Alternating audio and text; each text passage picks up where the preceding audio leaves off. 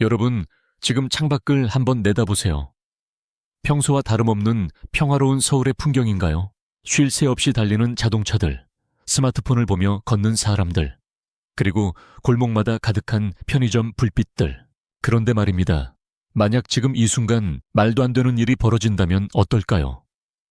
예고도 없이 찾아온 정체불명의 바이러스가 도시 전체를 휩쓸고 어제에 다정했던 이웃집 철수 엄마가 오늘 갑자기 눈이 뒤집힌 채 나를 물어뜯으려 달려드는 아비규환의 상황. 네, 바로 좀비 사태입니다. 영화나 드라마 속 이야기라고만 생각하셨나요? 하지만 우리나라는 인구 밀집도가 세계 최정상급인 메갈로폴리스, 서울과 수도권을 보유한 국가입니다. 한번 터지면 그 확산 속도는 상상을 초월할 거예요. 월드워 Z의 좀비들이 경복궁 앞마당을 뛰어다니고 부산행의 비극이 우리 집 앞 복도에서 재현되는 상황, 생각만 해도 끔찍하죠. 에이, 설마 내가 살면서 그런 걸 보겠어? 하시겠지만 원래 재난이란 건 어제 먹다 남은 치킨처럼 예고 없이 우리 곁에 남겨지는 법입니다. 하지만 너무 걱정하지 마세요. 우리 한국인이 어떤 민족입니까?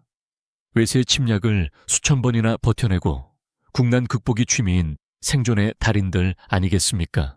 오늘 이 시간에는 한국이라는 아주 특수한 지형과 인프라 속에서 여러분이 좀비 세상에 왔을 때 살아남을 수 있는 가장 현실적이고도 구체적인 7가지 생존 법칙을 소개해 드리려고 합니다.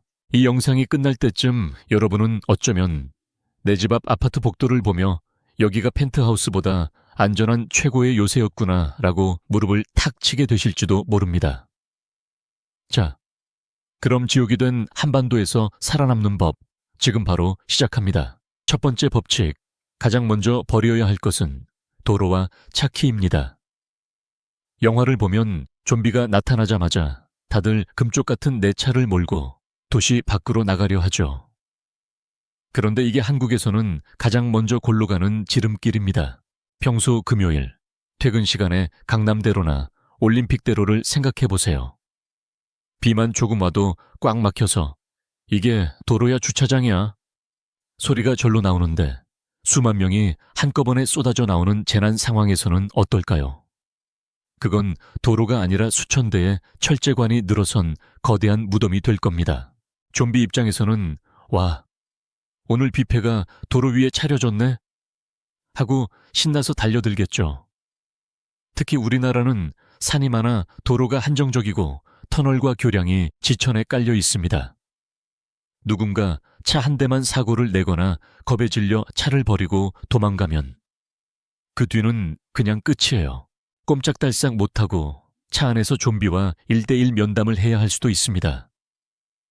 좀비 사태 초기에 가장 중요한 건 골든타임입니다. 남들이 짐을 싸고 어디로 가지? 고민하며 차 키를 챙길 때 여러분은 오히려 집 안으로 숨어들어야 합니다. 만약 집 밖이라면 절대 큰 도로로 나가지 마세요. 대신 우리나라 도심 곳곳에 실핏줄처럼 퍼져 있는 이면도로와 골목길을 공략해야 합니다. 서울은 600년 역사의 도시입니다. 지도에도 잘 안 나오는 구불구불한 골목길들이 의외로 생명줄이 될 수 있습니다. 차는 짐일 뿐입니다. 발로 뛰거나 차라리 자전거를 확보하세요. 물론 따릉이는 이미 누군가 다 타고 갔을 테니 집에 있는 애들 세발 자전거라도 챙겨야 할 판입니다. 기억하세요. 좀비 사태 초기에 가장 위험한 장소는 좀비가 많은 곳이 아니라 사람들이 차를 타고 몰려드는 고속도로 나들목입니다. 거긴 생지옥의 입구가 될 가능성이 99.9%입니다. 두 번째 법칙, 케아파트라는 무적의 요새를 전적으로 믿으십시오. 사실 서울은 이미 그 자체로 전쟁을 위해 설계된 거대한 요새 도시입니다. 특히 우리나라의 주거 형태 1순위인 아파트는 좀비 입장에서는 최악의 던전이나 다름없습니다. 왜냐고요? 첫 번째로 우리나라는 대부분 철근 콘크리트 구조입니다. 해외의 목조 주택처럼 좀비가 벽을 부수고 들어오는 건 내 대가리가 더 단단한가? 공구리 벽이 더 단단한가? 시험하는 것밖에 안 됩니다. 결과는 뻔하죠. 거기에 현관문은 또 어떻습니까? 규격화된 강철제 방화문이죠. 웬만한 충격에는 꿈쩍도 안 합니다. 좀비가 아무리 문을 두드려도 누구세요? 택배는 문 앞에 두고 가세요. 라고 할 여유가 있을 정도입니다. 물론 좀비가 도어락 비밀번호를 누르지는 못할 테니까요. 여기에 한국 아파트만의 치명적인 방어 기믹이 하나 더 있습니다. 바로 이중창입니다. 극한의 추위와 소음을 견디기 위해 설계된 이 두꺼운 유리창은 좀비의 청각을 완벽하게 차단하고 외부의 물리적 공격을 막아주는 훌륭한 방벽이 됩니다. 또한 고층 아파트의 경우 1층 현관 보안 시스템만 작동한다면 좀비는 계단을 오르다 무릎 연골이 다 나가거나 길을 잃을 가능성이 큽니다. 만약 여러분이 아파트에 고립되었다면 옥상으로 가는 길을 확보하고 복도 중간중간에 있는 소화전을 체크하세요. 좀비가 복도까지 들어왔다면 소화전의 강력한 수압은 좀비를 1층까지 고속으로 배달해주는 훌륭한 비살상 무기가 됩니다. 스탈린그라드 전투에 시가전을 방불케 하는 이 아파트 단지들은 생존자들에게는 난공불락의 성벽이 되어줄 겁니다. 층간 소음 때문에 힘들었는데 이제는 아래층 좀비 소음 걱정하게 생겼네 라는 우스갯소리가 나올지도 모르겠네요. 세 번째 법칙, 총 대신 이것을 드세요. 좀비물 하면 람보처럼 총을 난사하는 액션이 떠오르지만 여러분, 정신 차리세요. 여긴 미국 텍사스가 아니라 대한민국입니다. 우리나라에서 일반인이 총을 구하는 건 하늘의 별 따기보다 어렵고 설령 파출소를 털어 총을 구한다 해도 그 총소리는 주변 수 킬로미터의 좀비들에게 여기 싱싱한 고기 있어요 라고 외치는 식사벨이 될 뿐입니다. 총알은 또 어디서 구하실 건가요? 그렇다면 무엇을 무기로 써야 할까요? 정답은 스포츠 용품과 농기구입니다. 대한민국은 어떤 나라입니까? 바로 주몽의 후예들이 사는 양궁의 나라 아닙니까? 소음이 거의 없고 사거리가 긴 컴파운드 보우나 석궁은 좀비 사태에서 최고의 원거리 무기입니다. 올림픽 때 우리 선수들 활 쏘는 거 보셨죠? 그 피가 우리 몸속에도 흐르고 있습니다.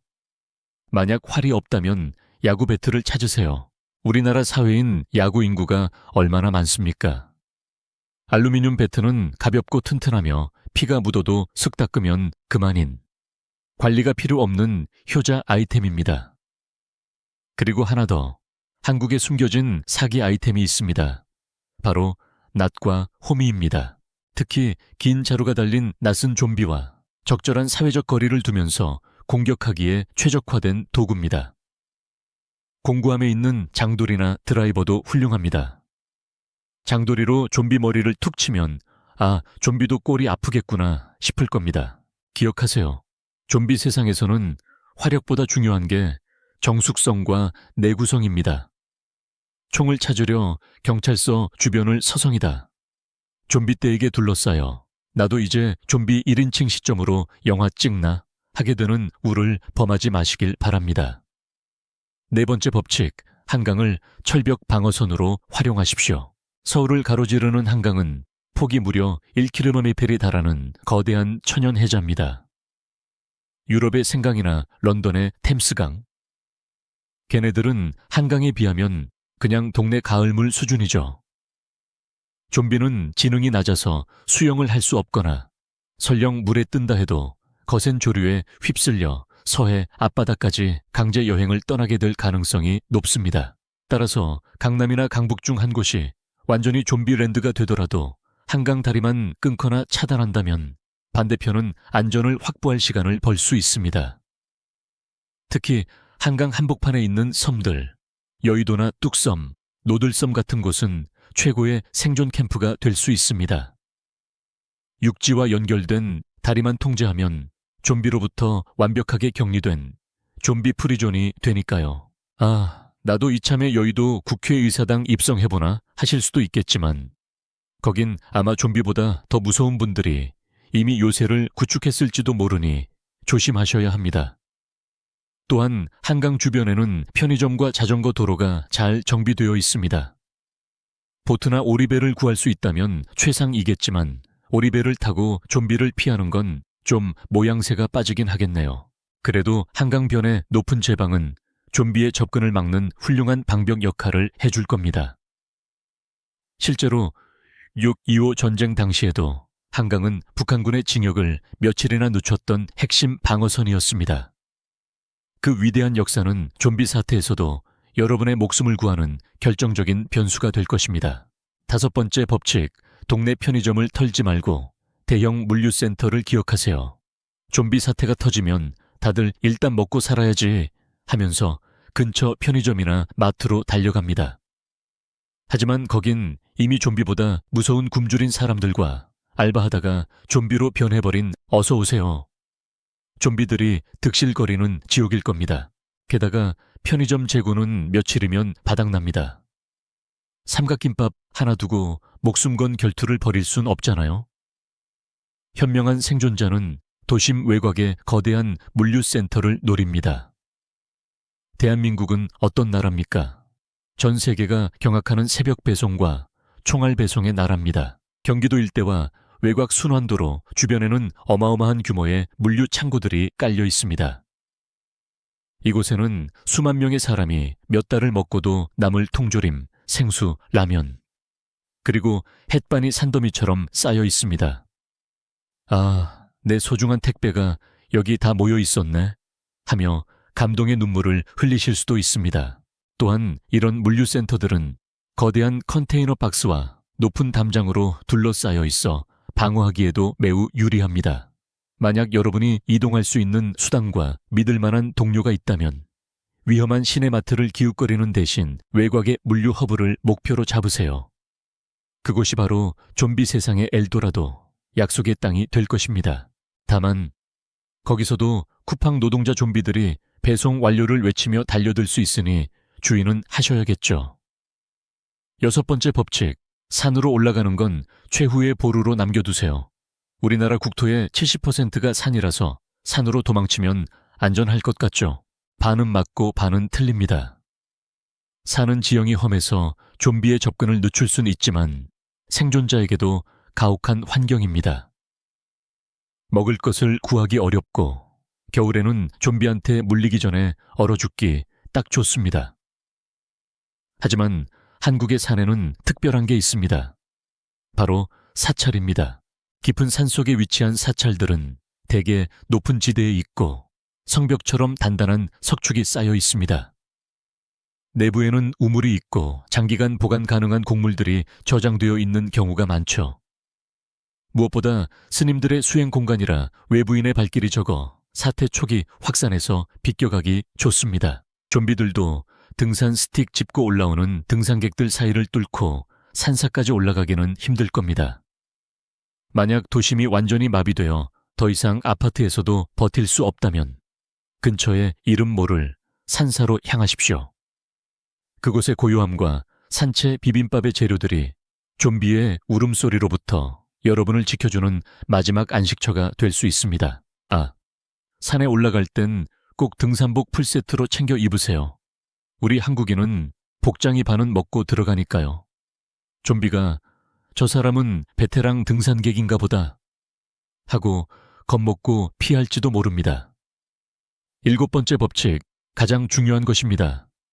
사람이 가장 큰 자원이자 동시에 가장 큰 위협임을 절대 잊지 마세요. 모든 좀비 영화의 결말은 항상 좀비가 아니라 사람 사이의 갈등으로 끝납니다. 특히나 한국 사회는 빨리빨리 문화와 높은 교육 수준, 그리고 전 국민의 절반이 군필자인 특수성 덕분에 사태 초기에 매우 조직적으로 대응할 가능성이 큽니다. 아파트 단지별로 자치 방범대가 조직되고 예비군들이 창고에서 곰팡이 냄새나는 군복을 꺼내 입고 모일 겁니다. 아, 또 소집이야? 하면서도 투덜거리며 총 닦고 있는 게 우리 예비군들입니다. 이런 조직화된 힘은 생존 확률을 비약적으로 높여줍니다. 혼자서 일당백으로 싸우는 건 영화 속 주인공이나 하는 짓입니다. 현실에서는 불침번을 서줄 동료, 어디 좀 보자 하며 상처를 봐줄 누군가, 그리고 함께 라면 끓여 먹을 팀이 필요합니다. 하지만 조심하세요. 자원이 부족해지는 순간 이 조직은 가장 잔인한 집단으로 변질될 수 있습니다. 어제의 다정한 이웃이 오늘은 내 쌀통을 노리는 적이 될 수도 있다는 뜻입니다. 낯선 사람을 무조건 믿지 마세요. 하지만 동시에 독불장군처럼 고립되지도 마세요. 적절한 거리두기와 협력, 이 미묘한 균형을 잡는 사람만이 좀비로 가득 찬 세상에서 인간으로서의 존엄을 지키며 살아남을 수 있을 것입니다. 특히 나만 살면 돼라고 이기적으로 행동하다가는 좀비보다 먼저 사람들한테 퇴출당할 수 있으니 평소에 이웃이랑 인사라도 잘 나누고 지내시길 바랍니다. 자, 지금까지 좀비 세상이 온 한반도에서 살아남는 7가지 법칙을 알아봤습니다. 어떠신가요? 늘 지나다니던 우리 집 앞 편의점이 퇴근길에 보던 한강 다리가 조금은 다르게 보이지 않나요? 사실 이 모든 이야기는 우리가 얼마나 촘촘하고 단단한 사회적 기반 시설 위에 살고 있는지를 보여주는 반증이기도 합니다. 우리가 당연하게 누리던 것들이 재난 상황에서는 가장 강력한 무기가 될 수 있다는 사실. 흥미롭지 않나요? 물론 이런 끔찍한 사태가 실제로 벌어지지 않는 것이 가장 좋겠죠. 하지만 재난은 항상 우리가 오늘 저녁 뭐 먹지? 고민할 때 예고 없이 문을 두드리는 법입니다. 가장 중요한 건 어떤 상황에서도 당황하지 않고 희망을 잃지 않는 강인한 멘탈입니다. 오늘 배운 법칙들을 머릿속에 한 번쯤 그려보는 것만으로도 여러분의 생존 확률은 이미 남들보다 몇 배는 높아졌을 겁니다.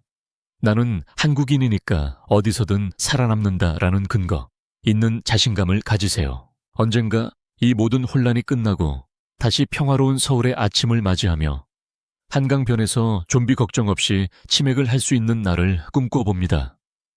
혹시 여러분만의 독특한 생존 비법이나 우리 동네 여기는 진짜 나만 아는 요새다 하는 장소가 있다면 댓글로 남기지 마시고 마음속으로만 간직하세요. 좀비 사태 때는 정보도 식량만큼 소중한 자원이니까요. 아, 농담입니다. 재미있는 아이디어가 있다면 함께 나누어 보는 것도 좋겠네요.